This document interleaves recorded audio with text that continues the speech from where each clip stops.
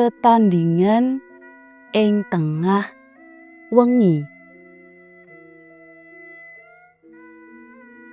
Saben ngancik tengah ing wengi, ati lan pikirane satriya goreh. Dimas, anak lanang sing isih umur durung jangkep 48 dina iku oyeng terus. Yen wis nangis, bocah cilik kuwi ora gelem leren. Maneka cara wis ditindakake kanggo ngeneng-enengi. Nanging sepira akeh cara kang ditindakake, asile babar pisan ora ana kang nyenengake. Upaya-upaya iku mau kaya tanpa guna. Ora mung satriya wae sing digawe bingung dening polahe bocah cilik kuwi. Ibune si bocah uga ora kalah judeg. "Mas, mbok sesuk sampeyan takon-takon menyang wong pinter ngono lho, bab anake dhewe iki," ujare sisihane ing sawijining wengi. "Maksude piye, Dik? Golek dokter ngono toh?" "Ora, Mas. Karepku sampeyan tak kon menyang wong sepuh sing ngerti babagan ngelmu tuwa ngono lho." "Walah, aja percaya karo bab ngono kuwi, Dik. Jaman wis ana internet kok isih percaya karo babagan gaib. Jenenge wae usaha, Mas. Ora ana salahe nyoba." "Ora, Dik. Aku ora gelem nindakake kuwi. Sesuk aku arep takon menyang kancaku kang mentas wae lulus saka anggone sinau ing kedokteran spesialis anak. Muga-muga wae sakwise digawa mrana anake dhewe ora rewel maneh." "Minangka wong wedok, bisaku mung manut wae, Mas. Nanging pangajabku mung siji. Bisa anake dhewe enggal pulih kaya wingi uni lan ora rewel terus kaya mangkene." Tenan. Dina candhake, Satriya lan Kirma sisihane nggawa Dimas menyang kancane sing mentas lulus saka jurusan kedokteran spesialis bocah. Dening kancane, Satriya kuwi Dimas dipriksa kanthi njlimet banget. Ananging sakjroning dipriksa watara setengah jam luwih dening Dokter Aji, Dimas jebule ora nandang lelara utawa kelainan tartamtu kang nyebabake tansah rewel saben wengine. "Dimas wis tak priksa, Mas. Nanging babar pisan aku ora nemokake keanehan utawa penyakit tartamtu sahingga bisa dipesthekake Dimas sehat sakwutuhe," ujare Dokter Aji. "Mosok to, Dok? Lah yen sehat kok saben wengi mesti nangis?" takone Satriya semu ora percaya. "Yen bab nangis ngono akeh sebabe. Bisa wae Dimas turune kurang jenak utawa mimi asi saka ibune uga kurang. Bab turu tak kira ora ana masalah, Dok. Anggone turu ya kaya bayi lumrah sing saumurane. Semono uga mimike Dimas sasat ora tau kurang merga ibune nindakake program eksklusif ASI. Kudune yen ngono kuwi wis ora ana masalah maneh, Mas." Sik, aku tak takon. Dimas iki nangis lan oyenge wiwit jam pira, Mas? "Biasane utara jam 12 wengi lan lagi leren yen wis ngancik adzan subuh. Krungu wangsulane satriya kang kaya mangkono kuwi, Aji mantuk-mantuk. Dheweke banjur kelingan marang kedadean kang mentas dialami dening tanggane. Apa maneh nalika mriksa Dimas mau, Dokter Aji krasa ana surasa beda. Senajan tata lair Aji nengenake babagan medis, nanging dheweke uga duwe kalantipan ing babagan batin. Ngene Mas, yen tak rasa ana samubarang khusus sing ndadekake anake sampeyan rewel lan ing babagan iki aku ora bisa ngluwari. Yen sampeyan gelem, aku ngerti pawongan kang bisa ngilangi rewele anake sampeyan iki. Ujare Aji. Maksude khusus iki piye to, Dok?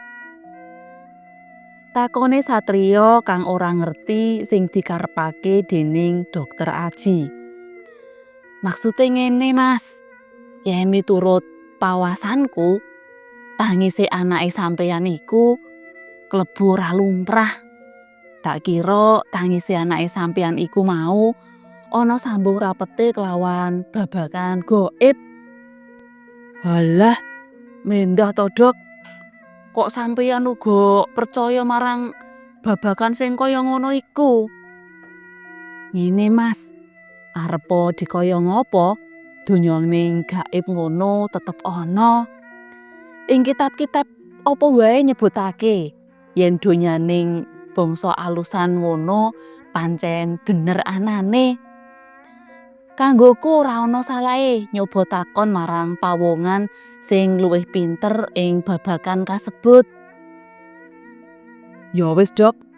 Aku lan sisihanku tak nyoba dhisik. Dokter Aji banjur menehi alamate pawongan sing dikarepake. Sakwise nampa alamat kasebut, satriya lan sisihane pamit mulih. Ing dalan Kirma grundel amarga pangajape sing dina kepungkur ora digagas dening satriya.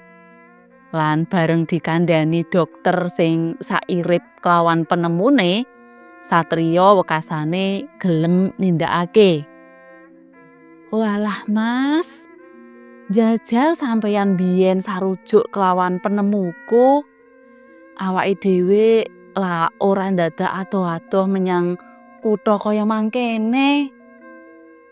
Ujare Kirma sinambi rada mecucu. Sepurane sing gedhe, Dik. Kiraku yen anake dhewe iki kena apa to apa ngono. Mula tak priksakake menyang ahline. Nanging bareng ahline kandha kaya mangkono, aku bakal nindakake apa sing dikandhakake dening dokter sing jebule padha trep kelawan sisihanku sing ayune uleng-ulengan kaya widodari iki. Wangsulane satriya sinambi ngelem sisihane. Halah, gombal. Pret. Wangsulane sisihane sing isih katon rada mangkel. Dina candhake, satriya lan Kirma goleki alamat kang sing diwenehi dening Dokter Aji. Ing kalane goleki alamat kuwi, satriya mbayangake yen Pak Nugroho ya wong pinter kang disaranake dening Dokter Aji kuwi mono, sandang penganggone kaya dukun-dukun sing serem. Lan omahe Pak Nugroho dibayangake kebak dening maneka gegaman kayata keris, tumbak, klewang lan sapanunggalane. Nanging angen-angen kang kaya mangkono langsung sirna bareng satriya ketemu dhewe kelawan Pak Nugroho. Sing jenenge Pak Nugroho kuwi pawongane merbawani lan sandang penganggone tansah rapi lan jawani. Panjenengane uga isih nganggo udeng senajan yuswane kagolong enom. Sawise dimanggakake déning Pak Nugroho, satriya lan sisihane kang gendong Dimas banjur mlebu menyang ruang tamune.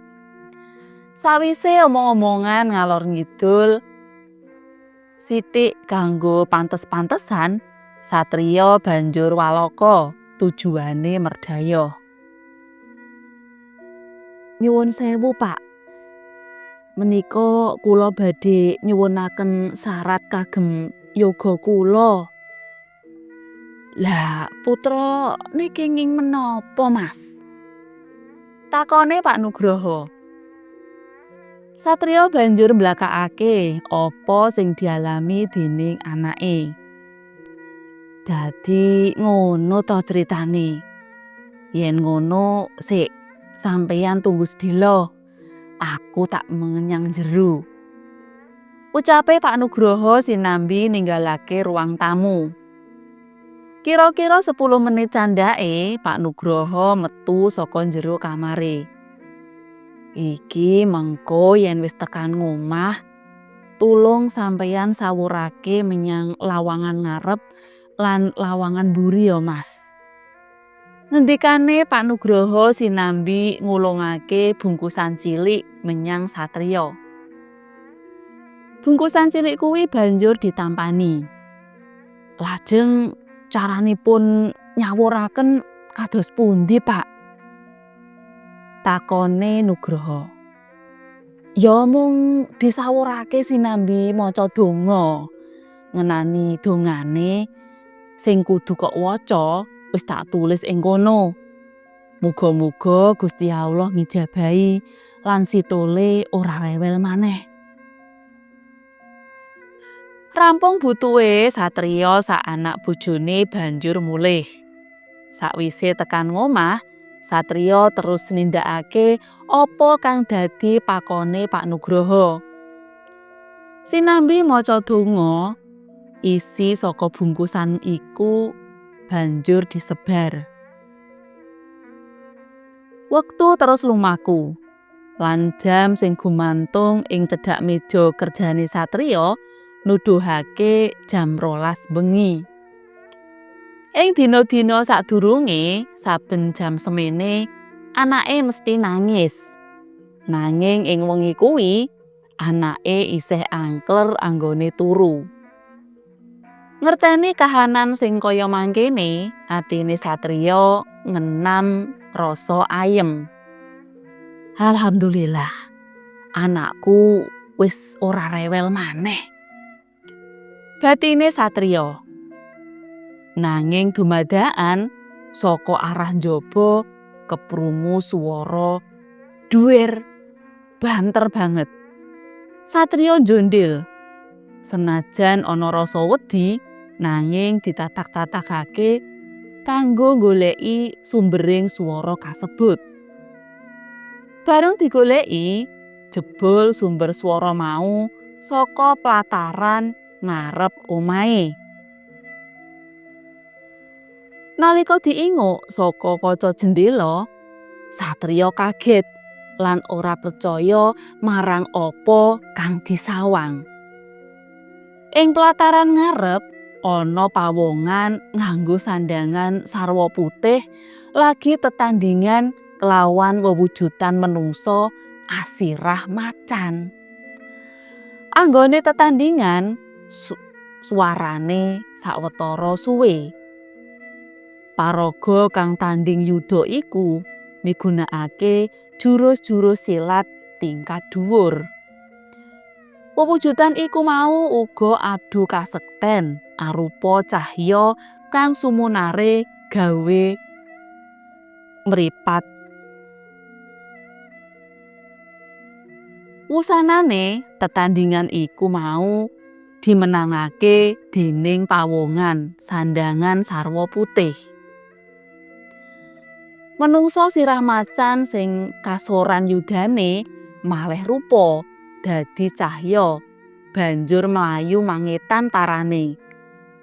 Sakwise wewujudan sirah macan iku mau ilang, menungsa sandhangan sarwa putih iku uga musna.